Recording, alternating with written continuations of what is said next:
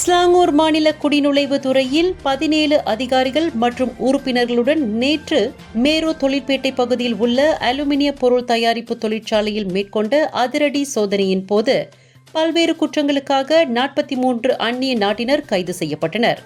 இதனிடையே ஸ்லாங்கூர் குடிநுழைவுத்துறை இந்த ஆண்டு தொடக்கம் முதல் ஜூலை மாதம் வரை நடத்தப்பட்ட பல்வேறு சிறப்பு சோதனைகளில் மொத்தம் 3367 வெளிநாட்டவர்களை கைது செய்து விசாரணை நடத்தியுள்ளது என துறை இயக்குநர் கைருல் அமினுஸ் கமருடின் தெரிவித்துள்ளார். இவர்களில் 1030 பேர் தங்கள் நாட்டிற்கு நாடு கடத்தப்பட்டுள்ளனர். 888 பேர் நீதிமன்றத்தில் குற்றஞ்சாட்டப்பட்டனர்.